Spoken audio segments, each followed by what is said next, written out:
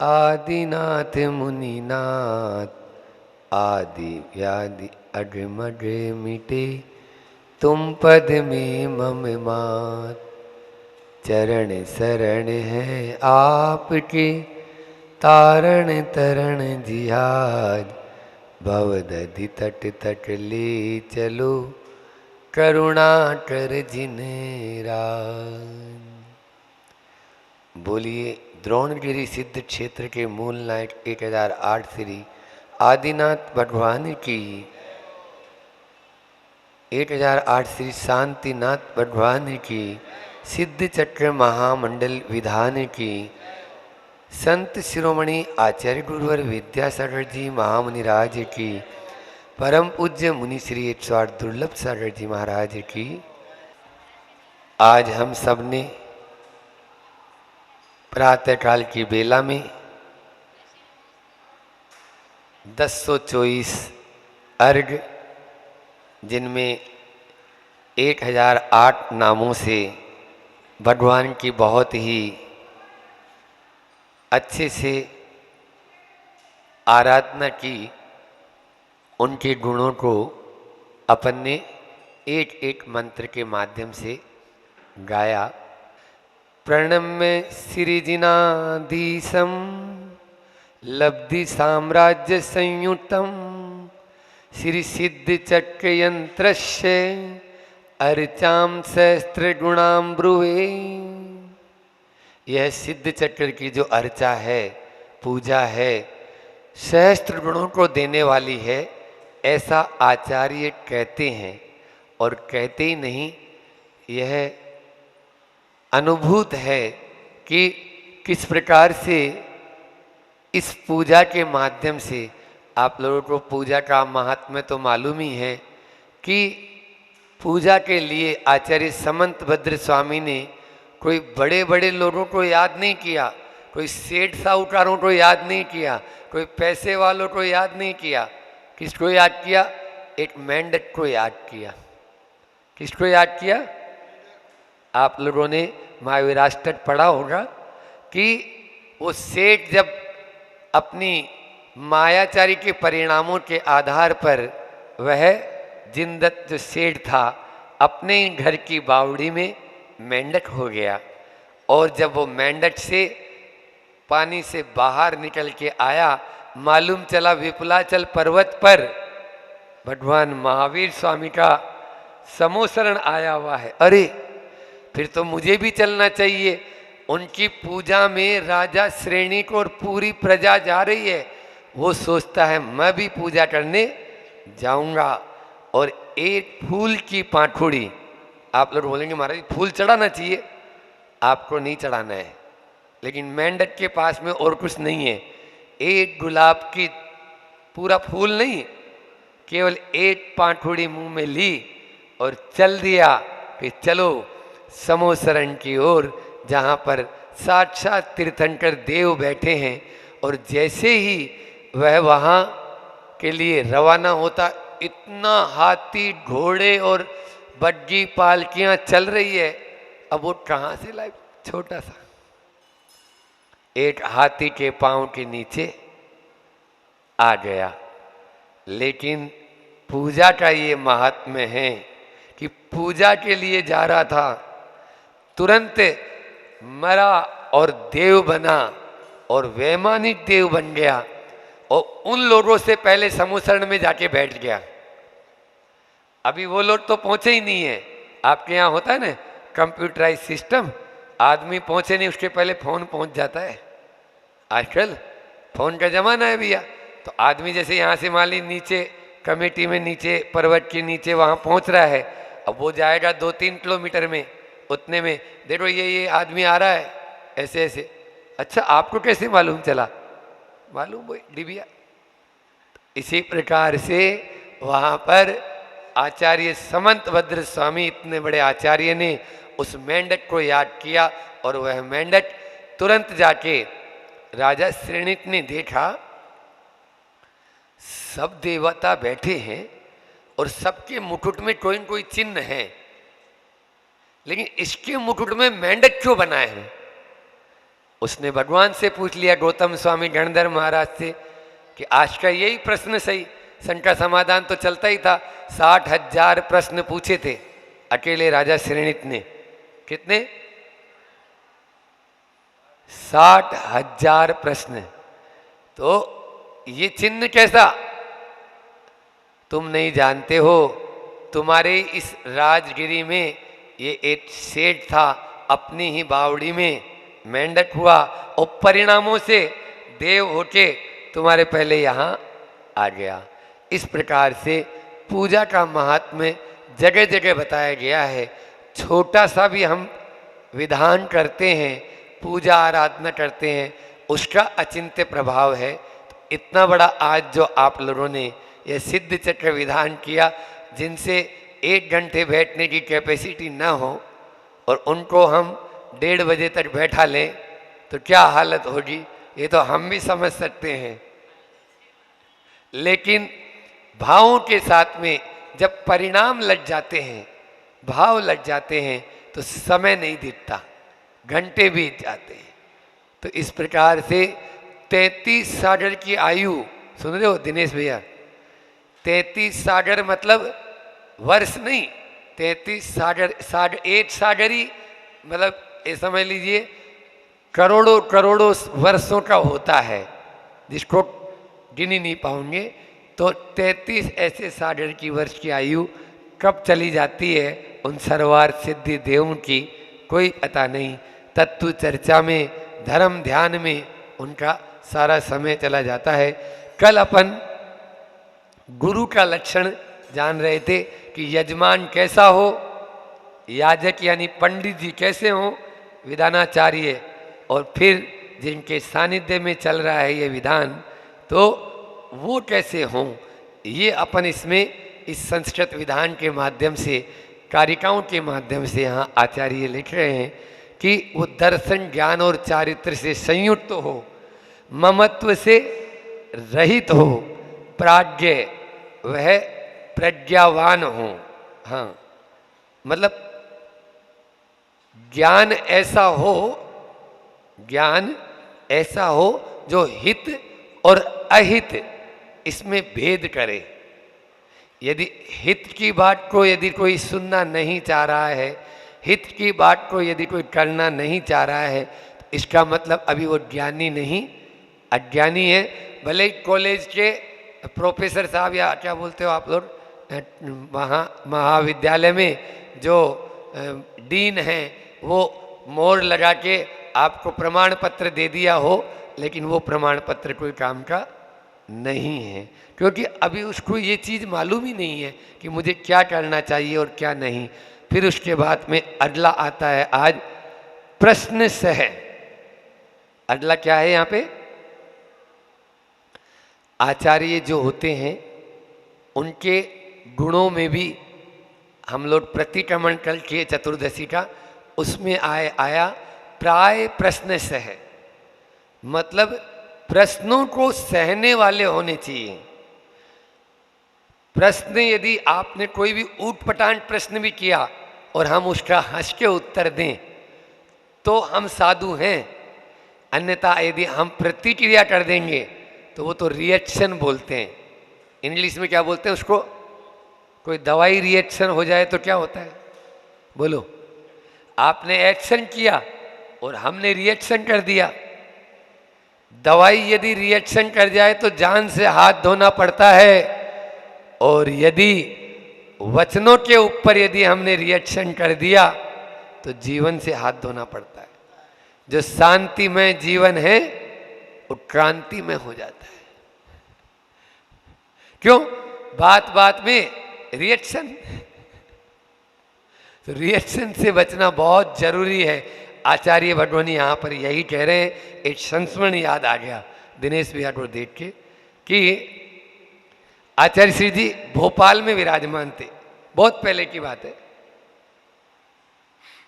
एक व्यक्ति आया और महानगर से आया होगा, महानगरों वाले को फुर्सत कम रहती है ना, और ज्ञान भी अच्छा रहता है उनके पास में, मतलब वो पूछ सकते हैं कुछ भी।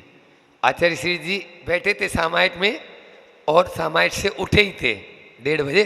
तो उस समय कोई साथ रहता नहीं है। वो जो बाहर में मान लीजिए कोई लड़का वगैरह भी रहे या कोई ब्रह्मचारी जी या कोई महाराज जी, तो वो भी थोड़ा इधर उधर हो ही जाते हैं थोड़ी देर के लिए। तो वो अपना टाइम देख के अंदर घुसा और जाते ही पहले तो 10-5 फोटो ले लिए अच्छे गुरु जी के, कभी इधर से ले रहा कभी उधर से ले रहा है। और फिर बेतुक और मतलब बिना विनय के आचार्य श्री से पूछता है, व्हाट इज योर बिजनेस? क्या बोला उसने? मतलब वो व्यक्ति महानगर का मतलब ऐसा मतलब सब ऐसे ही होते हैं। तो व्हाट इज योर बिजनेस? अब यदि हम जैसा कोई साधु होगा तो उसको अच्छा बता देगा कि क्या बिजनेस है, समझ आ रहा है? लेकिन आचार्य श्री तो आचार्य श्री जी हैं, वो ऐसे ही महान नहीं है। उन्होंने उसी के प्रश्न को उत्तर बना के उसी को दे दिया और वो जिंदगी भर के लिए उनके चरणों में नतमस्तक हो गया। उसी के प्रश्न को, बिजनेस इज माई बिजनेस, व्यस्तता ही मेरा व्यवसाय है। हिंदी में क्या हो गया? Business is my business. ये कला किसमें है? प्राय प्रश्न सह। जो प्रश्नों को सहने की आप प्रमाण सागर जी का शंका समाधान सुनते होंगे, है न? वो प्रश्न पूरा बोल भी नहीं पाता, उसके पहले उसको ऐसा लाजवाब उत्तर मिल जाता है कि वो अपने आप में पूर्ण संतुष्ट हो जाता है। मतलब सटीक, टू द पॉइंट। जैसे न्यायालय में होता है ना, न्यायालय में टू द पॉइंट बात होती है। अब खेत की पूछे और खलियान की बोलने लगे तो आप बोलेंगे महाराज जी ये क्या है, अपन ने पूछी का तीर, इन्होंने जवाब का दे रहे हैं, है न? और वो व्यक्ति भी नहीं सोच सकता कि मुझे इतना बड़ा या इतना अच्छा उत्तर या इतना व्यवस्थित उत्तर मिल पाएगा। जो सुनने वाले हैं वो भी जानते हैं और वो स्वयं जो पूछा है उसका। तो ये है प्रश्न सह। कल की जो कारिका थी उसमें आया था प्राज्ञ प्रश्न सह च अत्र गुरु साथ। फिर आगे और है एक, च यानी और कैसे होने चाहिए, साथ यानी होना चाहिए। शांति निश्चित है। शांति का मतलब होता है जिनके मध्य में पूर्ण रूप से शांत परिणाम हो, उनके मध्य में संकल्प विकल न हो, है ना? अब मान लीजिए हुतुल पुतल चल रही है अंदर में, अरे ऐसा होना चाहिए वैसा होना चाहिए, इसने ऐसा कर दिया उसने वैसा कर दिया। यदि ये बातें उसके मन में चल रही है तो वो आगे नहीं बढ़ पाएगा। वो अपने व्रतों को भी निर्दोष पालन नहीं करेगा। वहाँ पर आता है सामायिक पाठ में, अभी पढ़ के आए हम, दो छोड़ संकल्प विकल्प जाल संसार में है नित जो रुलाते। मतलब संकल्प और विकल्प ये संसार को बढ़ाने वाले हैं। संकल्प का मतलब ये होता है कि आगामी भावी योजनाएं बनाना, इसको क्या बोलते हैं? संकल्प, है ना? मुझे ये करना है, मुझे वो करना है, मुझे ऐसा करना है, मुझे वैसा करना है। आगे के बारे में वो प्लान ही बनाता रहेगा।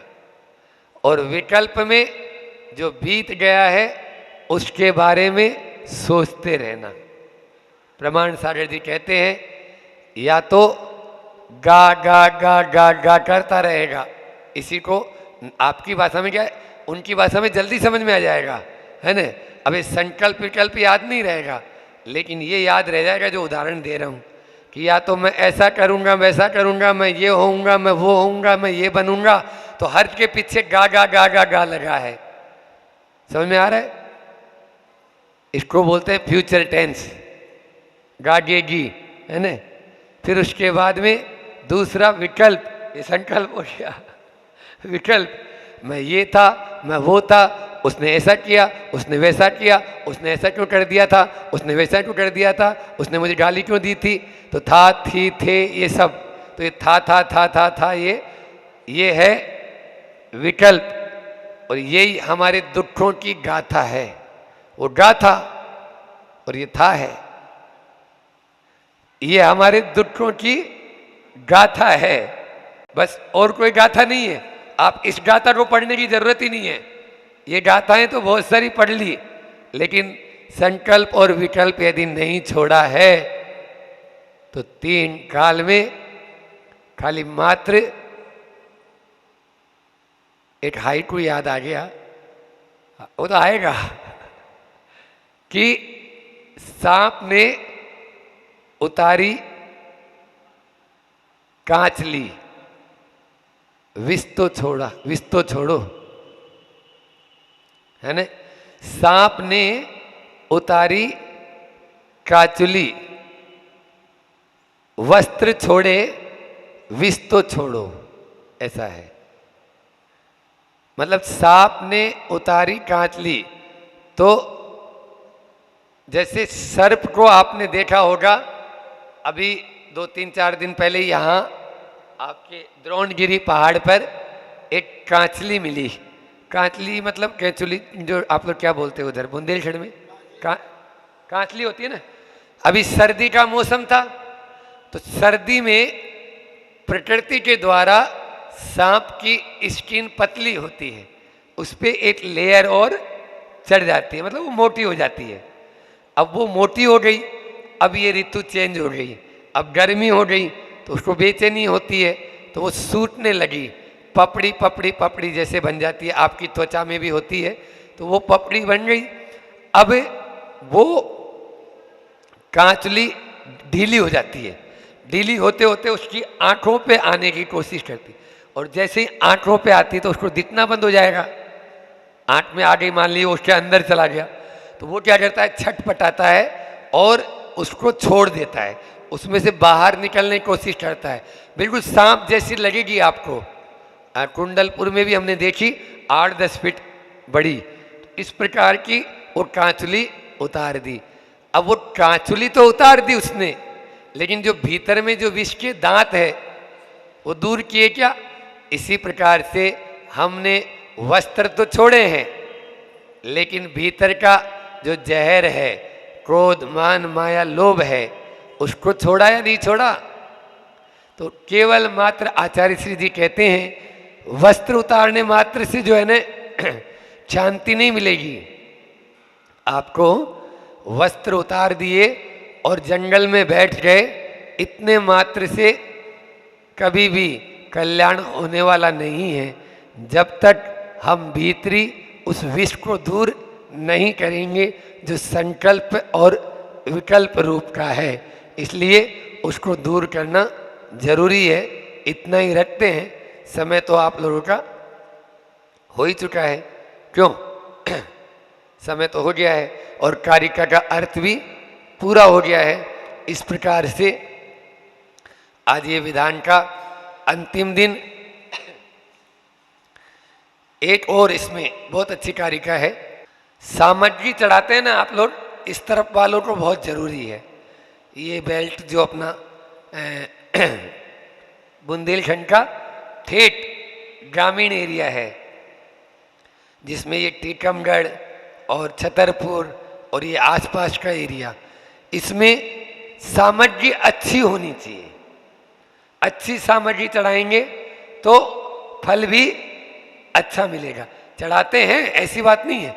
जैसे यहाँ पर भी शीलचंद जी बैठे हैं पासी में, पूरे श्रीफल इनकी तरफ से, तो सामग्री अच्छे से अच्छी उत्कृष्ट चढ़ाएं, ऐसा यहाँ बताया गया इस कारिका में। स्वभाव तो कर्षणी पूजा नेत्रमान हारिणी, सामग्री सस्यते सदबीर निखिलानंदकारिणी। कैसी सामग्री हो, स्वभाव तो आकर्षणी, ऐसी दिखते ही आकर्षित करे। वहां पर आता है ना, द्रव्य का आलंबन कैसा लेते हैं, क्यों लेते हैं, भावों की शुद्धि के लिए। भावस्य शुद्धि मदिगंति काम है। मतलब भावों को उत्कृष्ट करने के लिए यहाँ पर यही बताया, उत्कृष्ट स्वभाव से ही आकर्षित करने वाली हो। पूजा नेत्र मानस हारिणी, नेत्र यानी आंखें और मानस यानी मन, चित्त।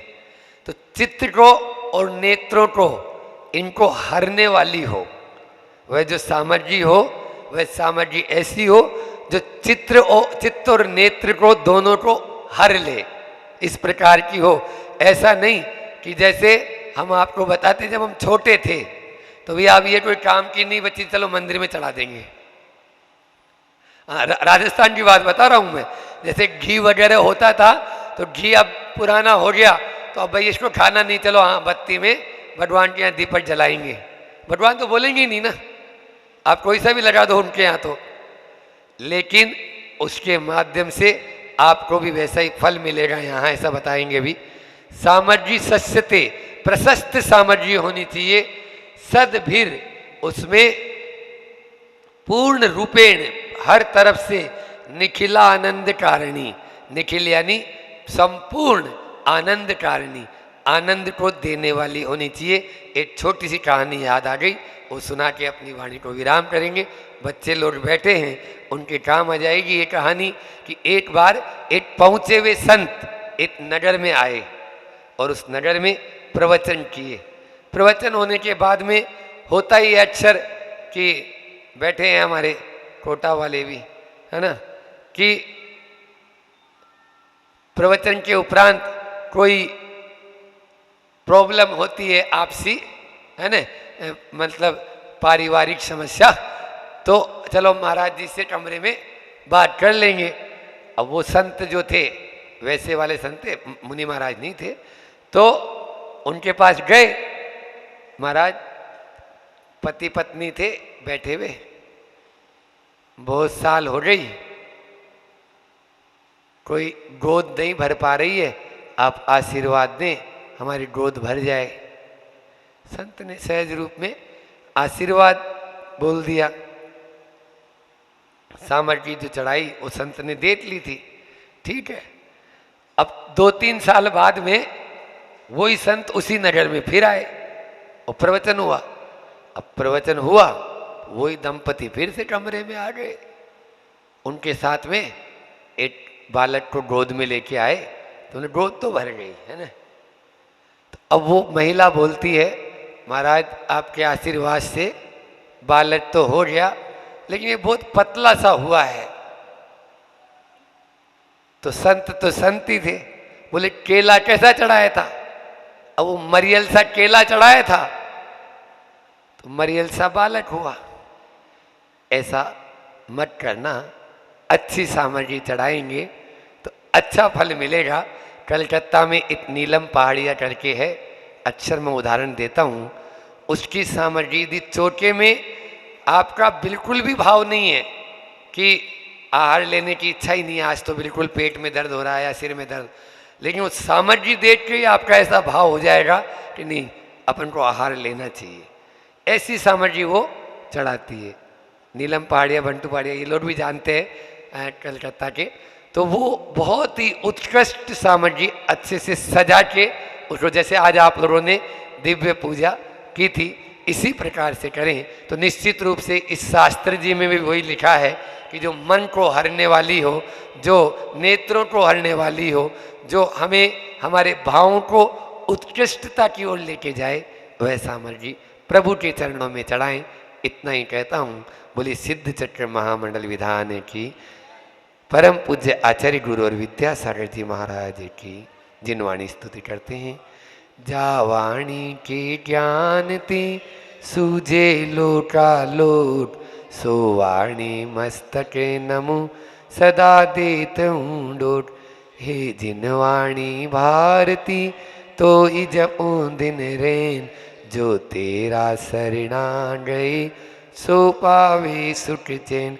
देव भजूं अरिहंत को गुरु सेवा निर्जन, दया धर्म पालो सदा यही मोक्ष का पन।